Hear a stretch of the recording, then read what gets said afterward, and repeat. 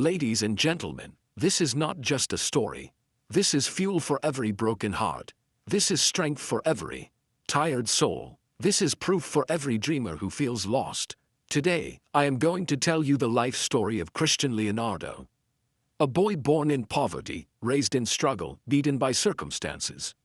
Yet he rose, rebuilt himself, and conquered a world that once rejected him. This is the story of a child who had nothing. Not money, not opportunity, not support. But he had belief. Belief in himself. Belief in his dreams. Belief that the world could crumble around him.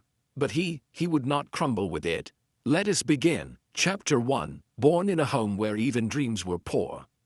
Christian was born in a small, forgotten neighborhood. A place where poverty wasn't an incident. It was a lifestyle. His home. A tiny structure made of worn bricks and rusted metal sheets. Rain leaked through the roof. Cold wind entered through the cracks. Heat turned the house into a burning furnace. His parents worked endlessly just to survive. His father did labor work, whatever job he could find. His mother cleaned houses and washed dishes. His two sisters stayed home because school fees were unaffordable. And Christian was the only one who dared to dream. Every night his mother whispered, "Study hard, my son. I don't want you to live the life we live." But wanting something and affording something. These were two different worlds. School fees, uniform, books, everything was a challenge. But Christian refused to quit. He once said to his father, "If I leave school today, poverty will stay with us forever." His father looked at him, not with anger, but with a pride he tried to hide. That day, a seed was planted. A seed called hope. Chapter 2. A small boy with big dreams. Life was never soft with Christian. It never gifted him shortcuts. It tested him every day. He studied under streetlights, because electricity at home was a luxury. He worked at a small tea stall in the evening, and washed dishes at night, just so he could buy books. People mocked him daily. "Hey professor, why study so much? You'll end up doing labor like your father." Christian smiled politely but said nothing. Inside, he whispered to himself, "Your vision ends at survival. Mine ends at success." He never fought their words. He fought their beliefs. And one day, life tested him harder. Chapter 3. The first real failure. When Christian turned 16, he left school temporarily to work at a mechanical workshop. He worked from morning till night, not because he loved it, but because his family needed food. He learned fast. He worked with dedication. But the world doesn't always reward dedication. One day, the workshop owner insulted him brutally for a mistake he didn't even commit, and threw him out. That evening, when Christian returned home, he saw something that broke him. His mother was crying silently.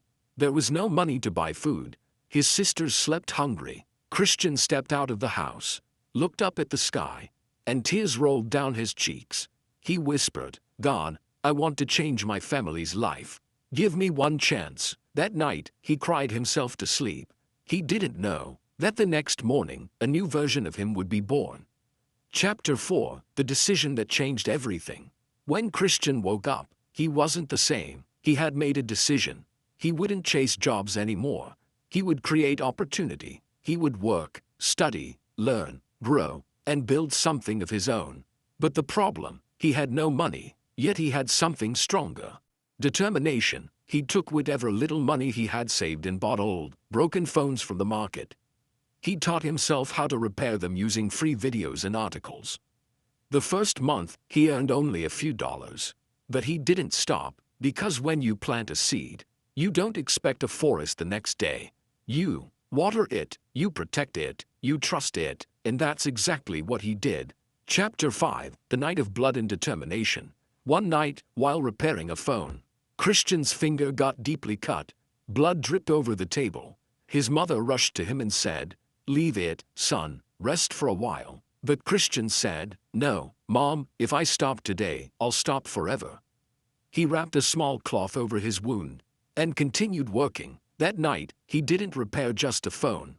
He repaired his destiny. That was the moment he transformed from a boy with dreams into a man on a mission. Chapter 6. Little business, big willpower. With time, Christian became the best phone repairer in the neighborhood. People trusted him because of his honesty. Soon, he saved enough money to open a small shop. It was tiny, Just one counter, 2 chairs, and some tools. But for Christian, it was his empire. Customers increased, income increased, reputation increased. Then one day, a businessman walked into his shop after hearing about his honesty. He asked, "Son, will you manage phone repairs for my company?" Christian didn't hesitate. "Yes, sir, I can." And that became the first big breakthrough of his life. Chapter 7, The Rise. Now Christian's world was changing. Not overnight, but step by step. 1 repair shop, right pointing arrow. 3 repair shops. 3 shops, right pointing arrow is small workshop. Workshop, right pointing arrow, full service center. Service center, right pointing arrow, an online repair brand. Online brand, right pointing arrow, a registered company.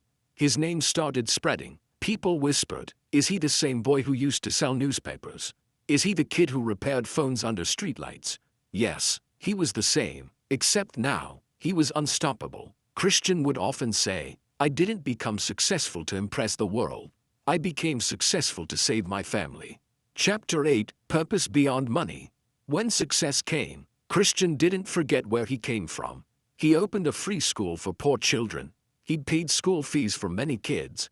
He started giving free food in his area. He gave jobs to unemployed youngsters. He helped families rebuild their homes. He supported widows and orphans.